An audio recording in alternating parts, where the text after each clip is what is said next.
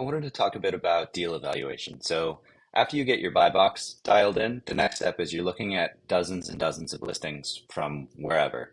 And you tend to want to ask somebody else, should I buy this, right? Like, is this the right deal? What do you think about this? Nobody's going to be able to tell you which deal for you to buy. It's not going to be up to anybody else other than you. And the reason is I have no idea why you like this deal. I have no idea how you plan on growing it.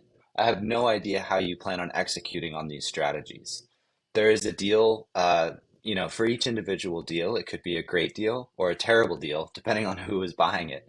So it's almost impossible for somebody else to say, this is a great deal for you to buy. What other people can do is point out risks that you may not be aware of or that you may not see. But again, for any acquisition, there should be some price where this is a hell yes, right? An obvious yes, because the risk is so low, because the price you're paying is so low, or something else. Or it's in an industry that you have an unfair advantage in, etc. And then similarly, there's a price and a situation where a deal is a hell no. But again, unless we know exactly what you plan on doing and how you plan on doing it, the real feedback that somebody else is going to be able to give you on a deal is something that it might be about an industry that you don't know anything about, or some blind spot that you're just not seeing. Those are helpful things for other people to point out, but there's almost no situation in which somebody else is going to be able to just give you a yes, no on whether you should buy the business or not. There's going to be some piece of this that is, well, let me start over. Assume that the sellers and the builders of this initial products are not stupid. Let's just pretend that they're smart and they tried a lot of things. Most of your initial ideas also assume that these people have tried and failed at. For any acquisition, that's a safe conservative assumption. So when you're looking at any deal, what do you know that the current founders don't know? What can you do that the current founders couldn't do or tried to do but failed? What is going to make you more successful than them, given that they have more experience than you in this space? Because, well, ideally, because they built it and they've been working on it for at least a year. Um, they were the creators of this initial thing. They have those initial learnings. All of that.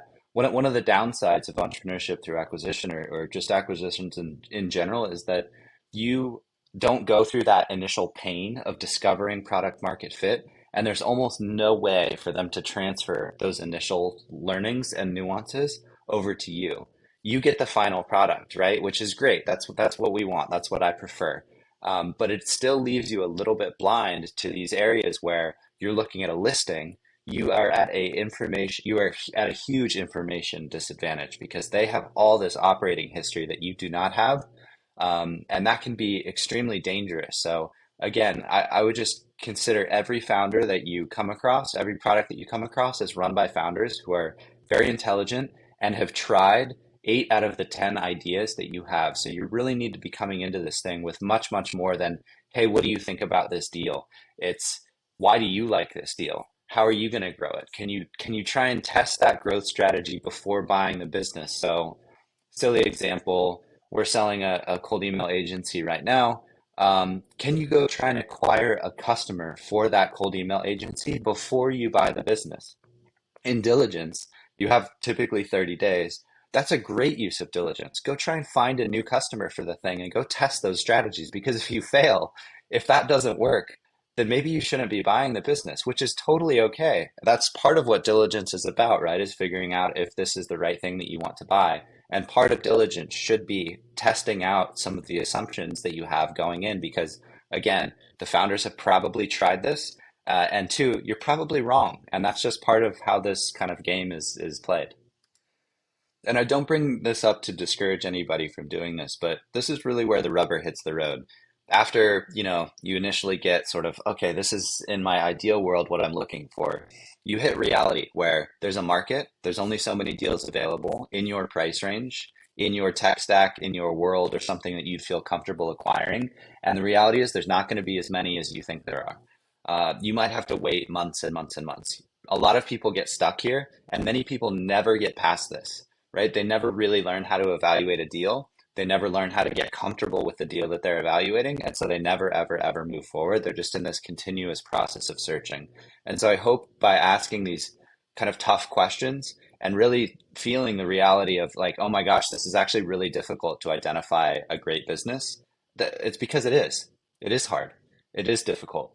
But hopefully you can do a little bit more deep thinking on each of these listings that you're taking a look at, and over time you'll be able to more quickly say yes or no to a deal, based on having gone through, really hundreds of iterations of looking at deals, asking yourself these questions and figuring out exactly what you would do with this. Like the first 90 days after you buy it. I think it'll save you a lot of time and a lot of heartache, but at least you will get past this deal evaluation phase, which again, a lot of search funders and like searchers and stuff like that, they stay in this phase for a year or two.